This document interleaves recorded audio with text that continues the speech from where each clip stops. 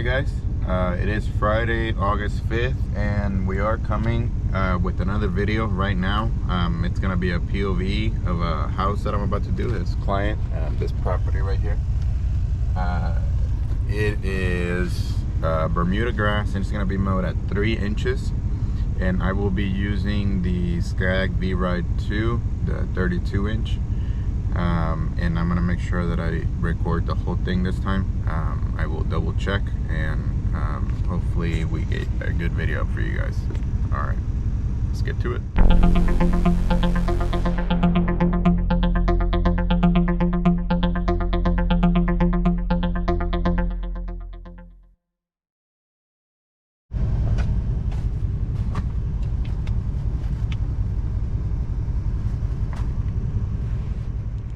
Alright, so in this video we're going to be doing a little bit of commentary here and there. It's just going to be to explain a little bit kind of the things, how I go about things in my day-to-day. Give you a little bit better idea of how that works.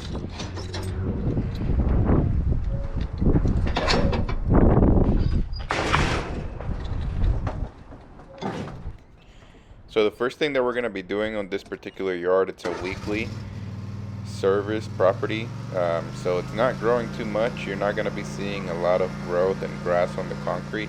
We're going to be mowing this one first, and I am using the Scag V-Ride 2. It's a 32-inch mower. I have mulching blades on, Oregon blades, and I'm also mulching all the clippings. I'm not side discharging. I'm not bagging. We're down in Texas, so it's not very common to do that. Again, that's the Scag V-Ride 2 32-inch mower, stand-on.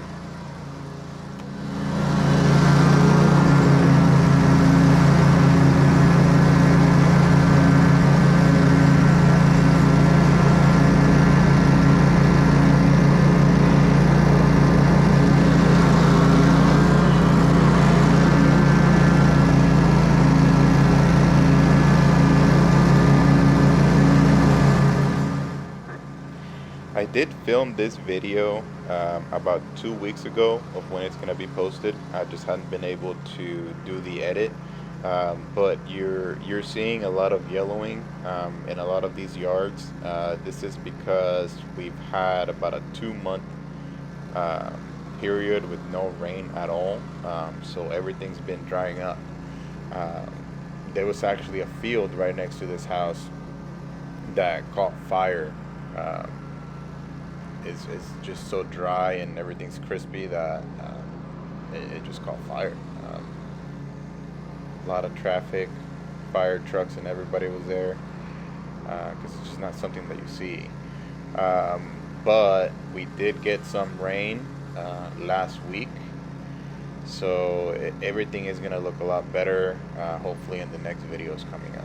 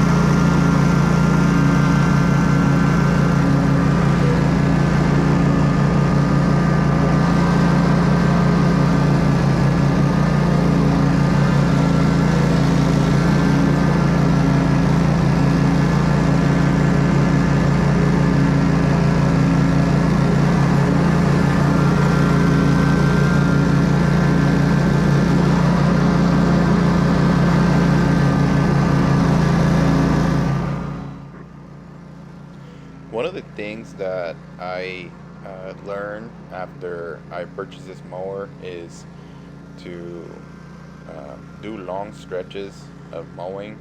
So that's why you see me go from one patch of grass to the next one all over the sidewalk and the strip.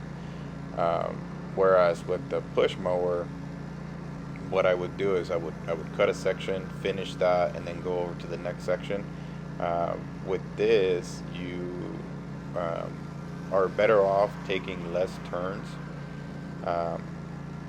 and just that's what's gonna save you a lot of time. You just go straight through onto the other side, so you finish this whole strip by the sidewalk all together, and then you can move on to the next section. That's just something that I noticed right away when I got this mower. That was a lot faster if I'm taking less turns. So I'm gonna speed up the video here a little bit, make it a little bit shorter video.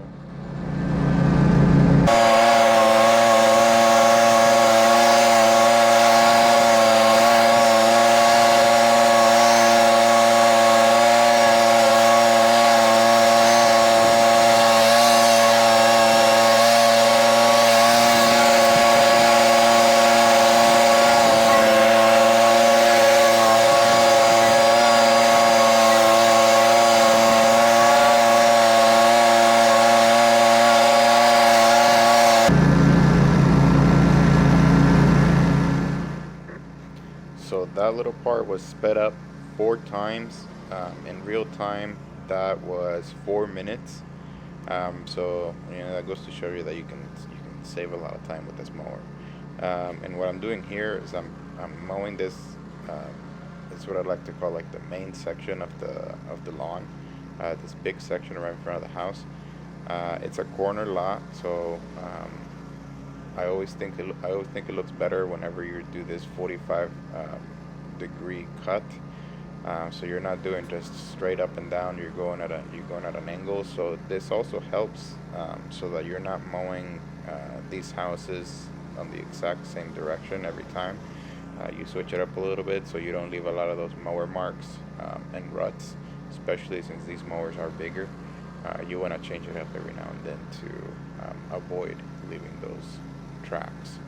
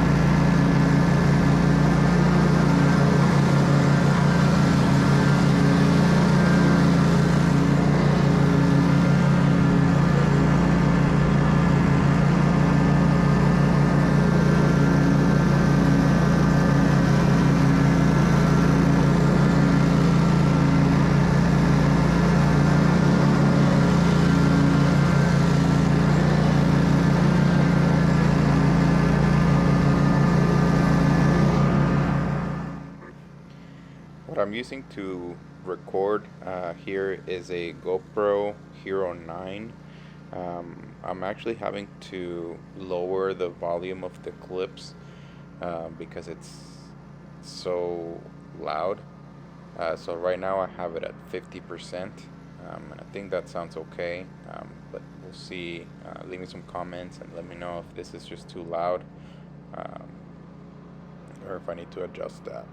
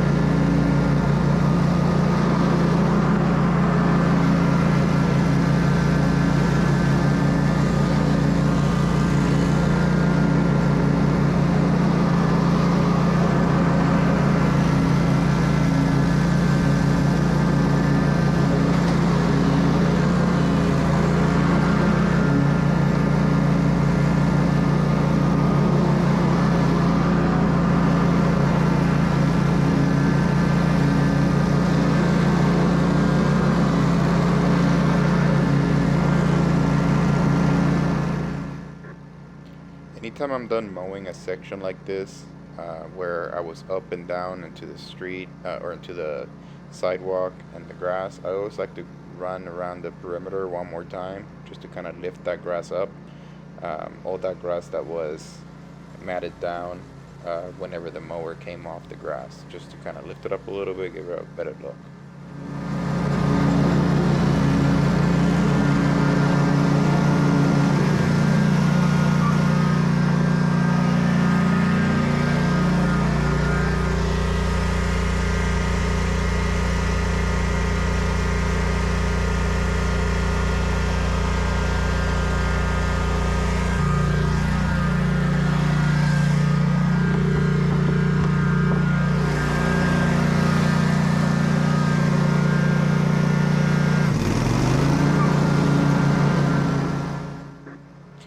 And we're just going to go ahead and speed up through the whole mowing of the backyard.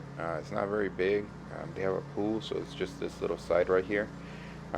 It's still a good size, but it's not as big as the front was. So we'll just run through that real quick, and then we'll switch to edging.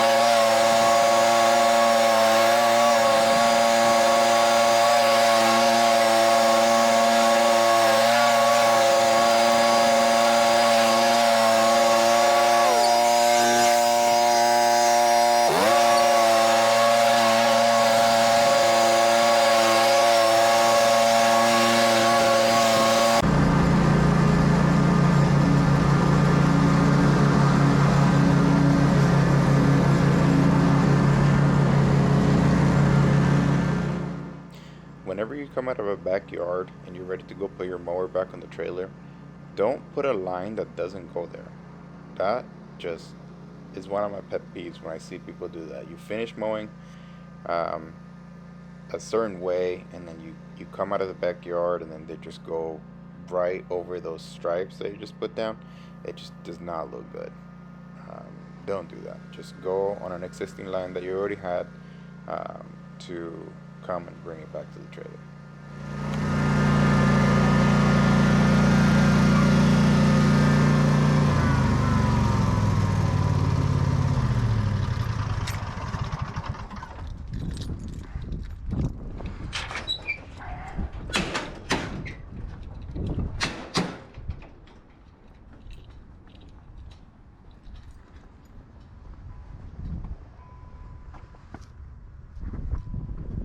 Just making sure that the camera was recording.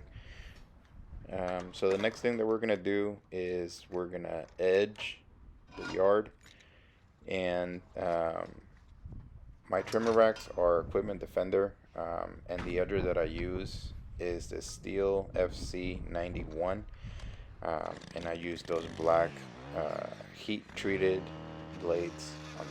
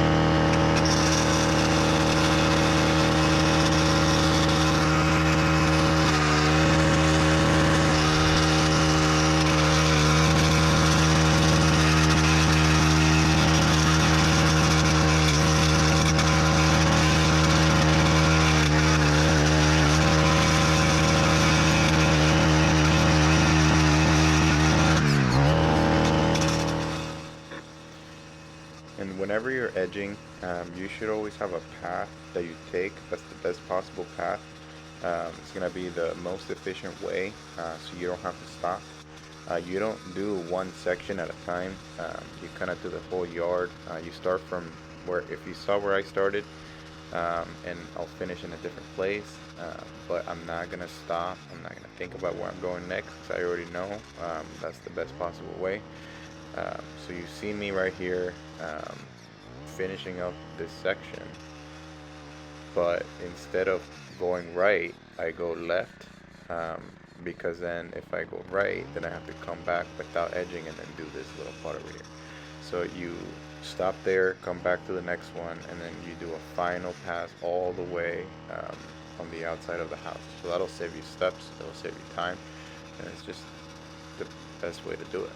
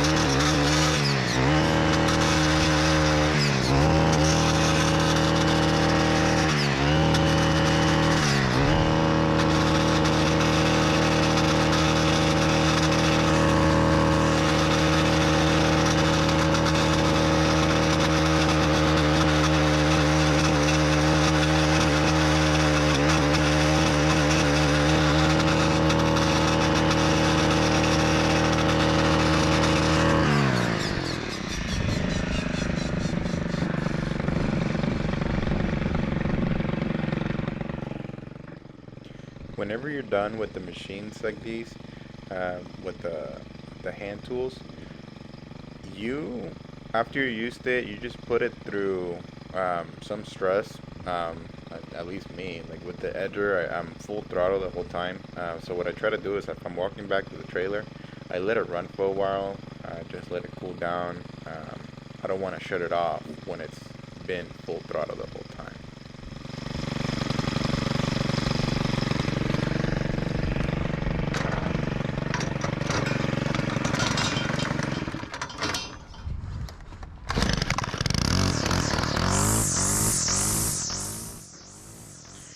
It's time to weed eat. So again, I always have a path that I'm gonna take. That way, every single time that I service this property, it's always gonna be the same thing. The edger that I use is actually the Stihl combi unit. It's the Stihl KM 131R. It's kind of a heavy machine for what I use it, but I've gotten used to it. It doesn't bother me anymore. I am looking to get another one, maybe like a lighter unit, since I have room for another trimmer on my rack, and I'm trying to get the Stihl FS 94R, which is a standalone weed eater, a standalone trimmer, instead of this that's a combi unit. And combi unit just means that it has attachments. So this power head, I use it for my hedge trimmer attachment, and I use the weed eater on it the whole time.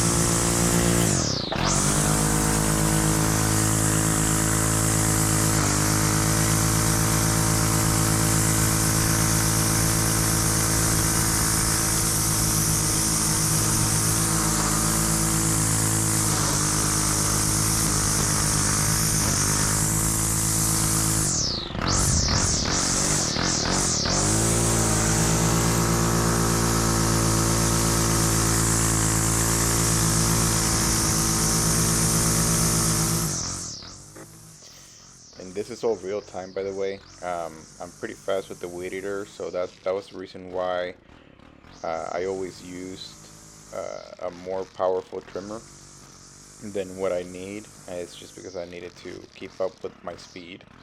I've done this for a lot of years, and to me, the weed eating and the edging is the most important thing in having a lawn care company. Because if you don't have those two, it's just not going to look as good. This is what sets it apart from the others.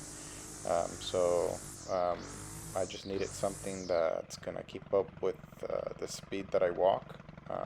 And I think now I would be okay having a less powerful machine, just because every single yard that I'm doing, it's on a most yards are on a weekly basis. Every now and then there are some people that want every other week, and it's still not that bad. I'm not doing jungles anymore like I used to when I first started this business, and that's just something that's gonna happen as you grow your business. You don't need to take on those jungles. I'm not interested in spending over an hour at somebody's house. The pay just has to be a lot more than what people are willing to pay if they let it get like that.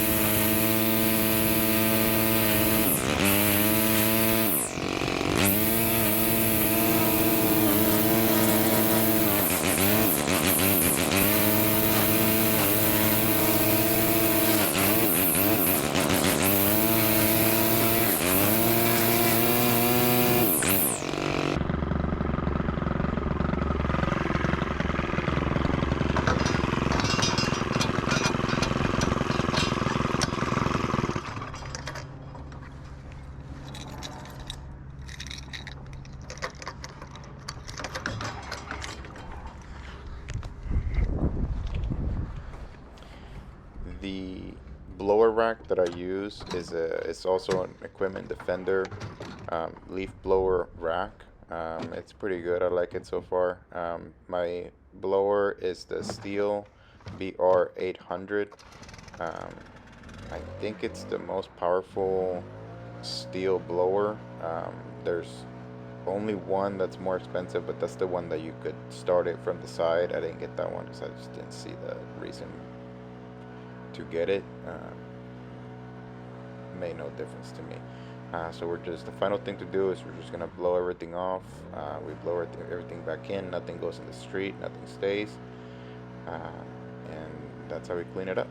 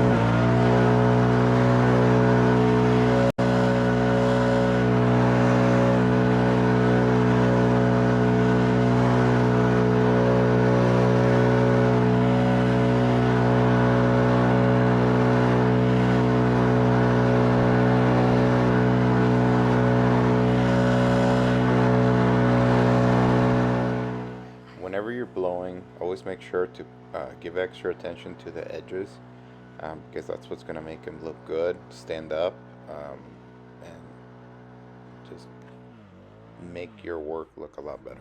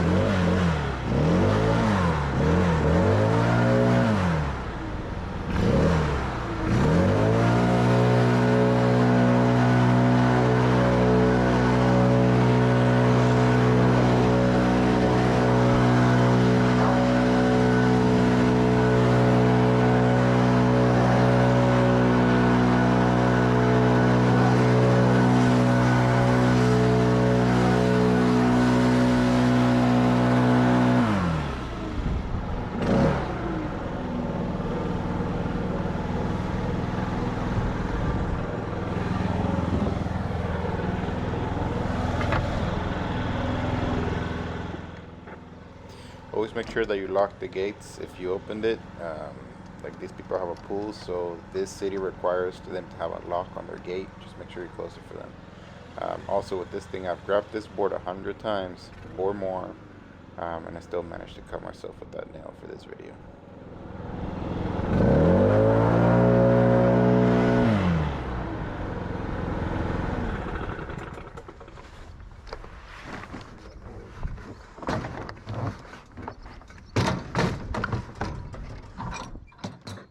One thing I didn't talk about is my trailer. It's a 5x8 trailer from Tractor Supply, and it's small, but it works. Alright, we've got the property serviced in full. As you saw, it wasn't too much to cut. It's still on a weekly basis. We haven't had rain in over 2 months here in Texas, so I just wanted to show you the final product. You know, we still made it look clean, nice and edged, freshly serviced. And you see the dry spots over here, rabbit damage. It's been hard, it's been hot, and it's been very dry. Alright, let's go on to the next one. It's actually just around the corner. I don't know if you saw me, but I waved at that was my other client that I'm about to go do now, just across around the corner, a couple houses over. Alright, I'll try to put this on by tomorrow, so the 6th. Let's hope we can do that, and see you on the next one.